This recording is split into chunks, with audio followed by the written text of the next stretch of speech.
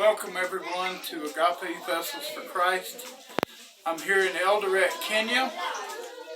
Apostle Carlene and I are here in the Riverside area.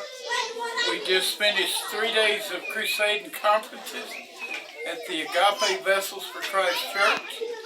And at the moment we're here with the wonderful kids at Mercy Kids School and Orphanage. And I have with me today Pastor Evans and Quinter. They help a tremendous amount, not just here at the school, but with this ministry. Quinter's husband, Samuel, is also a tremendous blessing with this ministry, and we're just grateful for all of it. Pastor, I want to start with you. What are some of the challenges that you're facing here at the school? I greet you all in the mighty name of the Lord Jesus. Hi, I'm Pastor Evans, and you can see here in this school and the model baskets, we have many challenges. The first one is food. Every child needs food for him or her to grow healthy. We also need clothes for them to wear during the weekend, and also the uniform during school days. Those challenges are facing the children because some of them up to now they are not in full school uniform, and we are struggling to get the clothes and the food to feed this young generation. Another important issue of the challenges that we are facing with these children is about the land. As you can see, these structures, they are higher, and we are paying 25,000 Kenyan shilling money to accommodate these children here. So if we can have well-wishers, well-donors to buy these children land, then these children will have a future in their life. We can change, we can model them, we can shape them in the circle of Christianity, and they can be good people in life. Another one is when they finish this primary level, as we call it here in Kenya, to take them to higher secondary education is also appropriate, because it is my colleagues here, Brian, Samuel, and Hawaii Quinter, and I will usually do the little we have to serve the children. And we thank Mr. Cavin and our mother Caroline for much support, very much support they give to these children. They don't bless you abundantly for the great children. Those are some of the challenges. Yes, and you said the rent, or as you call it here in Kenya, the hire for this space that you have the orphanage and the school is 25,000 Kenya shillings per month. So just to convert that for those of you here in the States, or in the States, that is about the equivalent of $25 per month. These kids desperately need. Would it be safe to say that one of the needs would be even maybe bunk beds for some of these children to sleep, because there's some of them sleeping 4 to a bed? And would that be a good thing, that if somebody wanted to help with that? If somebody wants to eat, that's why it will be very easy. Because as you have passed around there where the people are sleeping, we have small rooms and scarcity of beds, mattresses, and blankets. Then we squeeze them together, and in the evening, some of the classes we use in educating them, we turn it into rooms for children to sleep. So those are the problems we have here exactly. But we have somebody who can relate with us, beds, mattresses, and also blankets.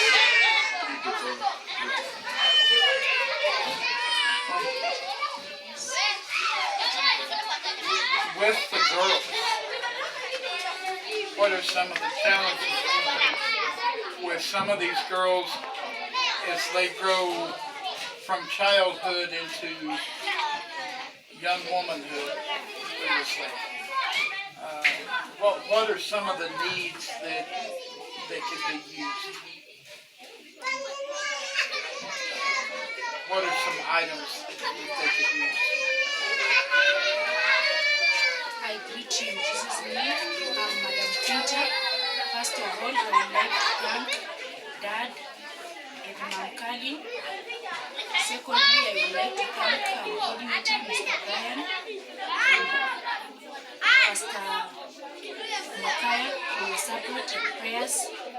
Thank you also to the staff who are doing a good job. They are volunteering, and God will bless you so much. To our friends all over, I would like to send a request. Most of the time, pray for us, pray for the children.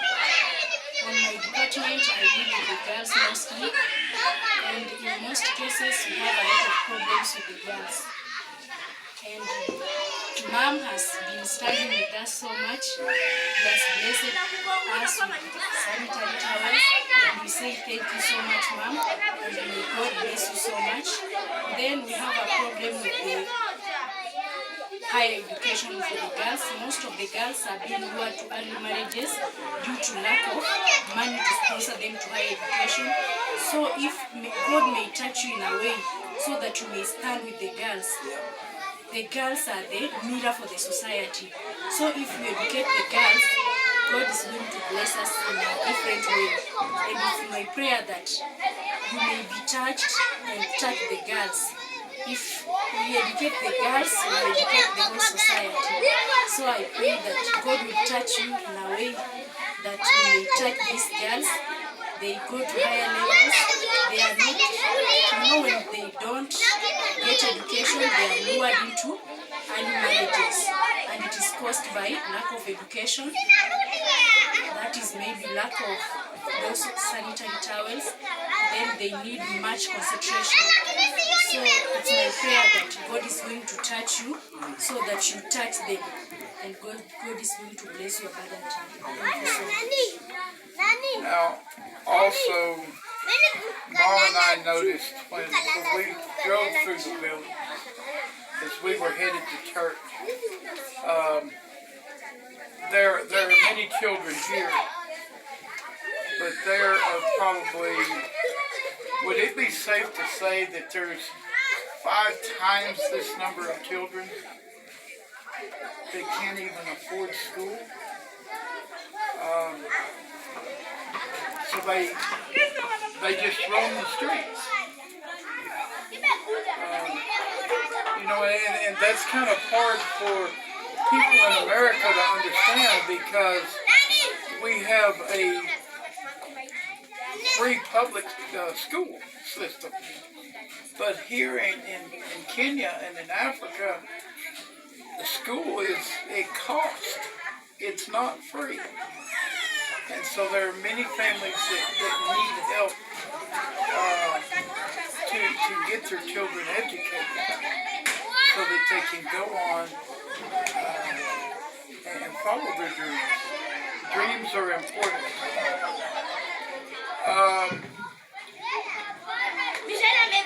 Pastor, I know the church is overflowing.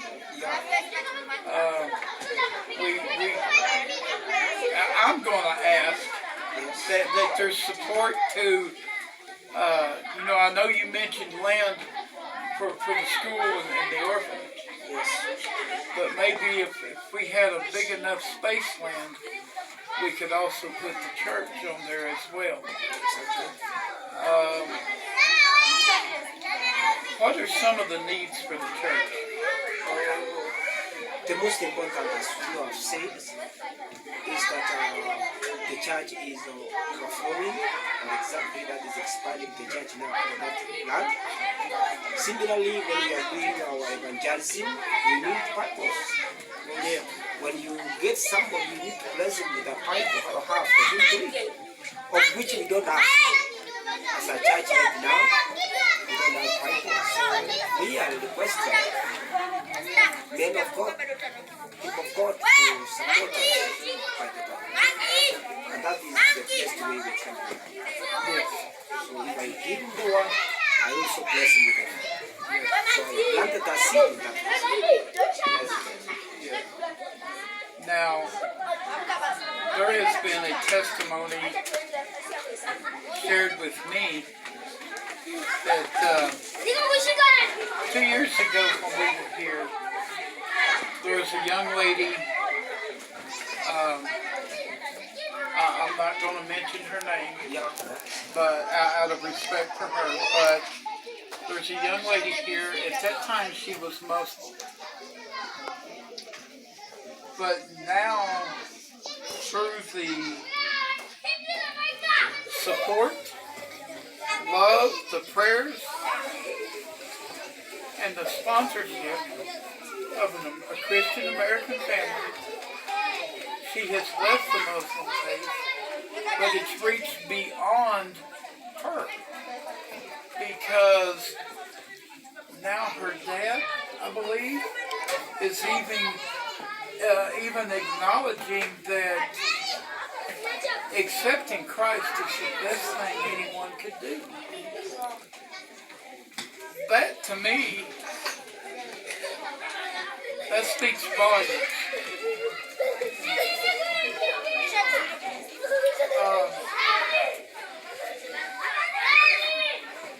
And it's, when we drove up here 2 days ago, today is our second time here at the school in the orphanage, but when we drove up 2 days ago, she came and gave us the biggest hug.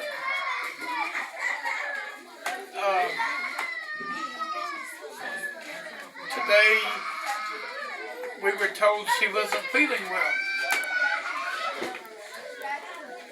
But when we walked through the gate, she jumped up and she came running to us. Yes, yes. I'm better now. Yes. And yes, it brings tears to my eyes. But that's how God can move through your love and your support. It doesn't take much. $5 can make a difference. This is such fertile ground here of what they're doing.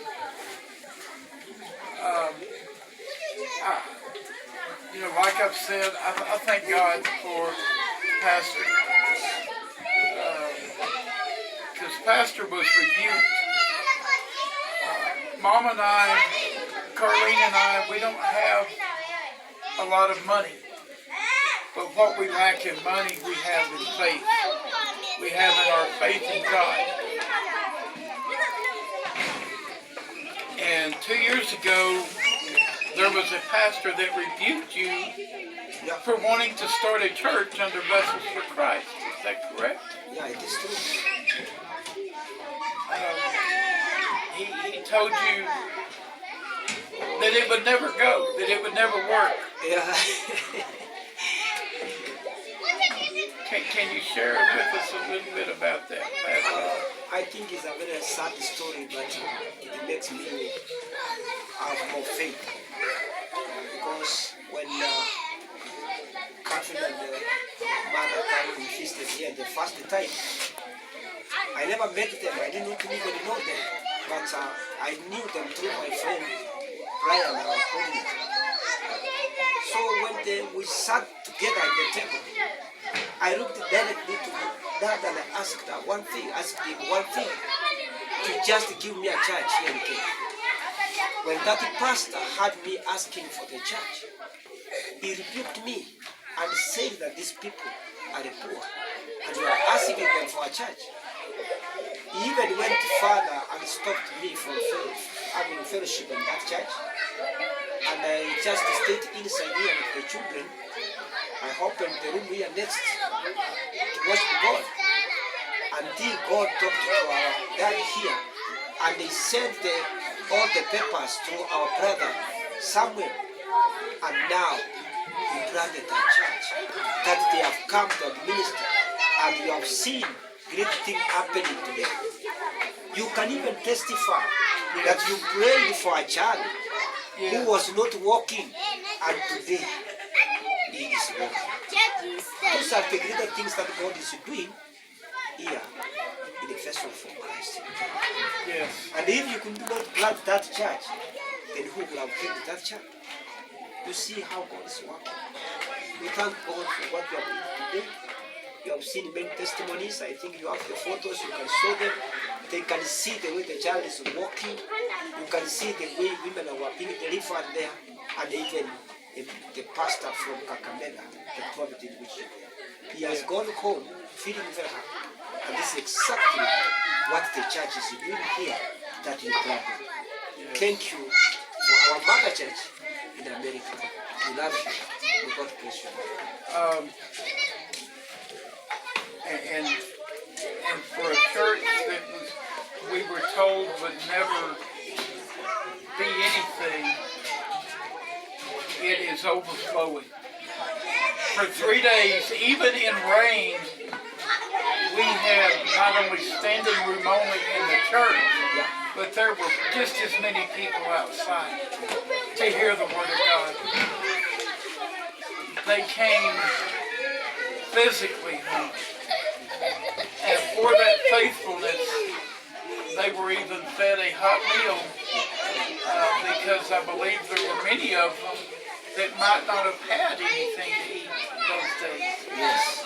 And so they even received a warm meal after the service. It's been amazing to see what God has done. And it's been wonderful to be here with Pastor and Quinter and even Brian, our coordinator. He is a blessing as well. He's working the camera for us. Yes. We would have him in here too. But we are grateful for him. Yes. And you know, as they have said, there's so many things. You know, there's things like children's underclothes, boys or girls, soccer balls, as we call them in America. Here they're footballs. You know, they have a vegetable garden that they're growing and working on, and to help raise food for these children. So, but it takes time for things to grow, and we need to kind of fill in the gap of that growing time. Once they have their own land and have their own building, as Pastor has said, that money can be put back into these children and into the ministry. They don't have to rent the land for the farm where they're growing the crops to help feed these children. They don't have to rent the building for the orphans to sleep or for the school. And you can hear these children are happy. These children are happy. They're playing, enjoying life, and we're here at the school.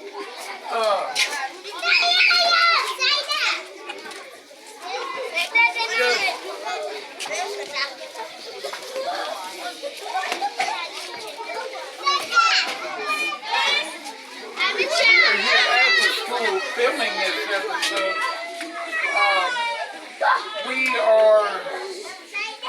Carlene and I had a delayed flight, We were supposed to arrive in Kenya on Monday at 9:30, and we didn't arrive till Tuesday morning at 6 a.m. In Nairobi.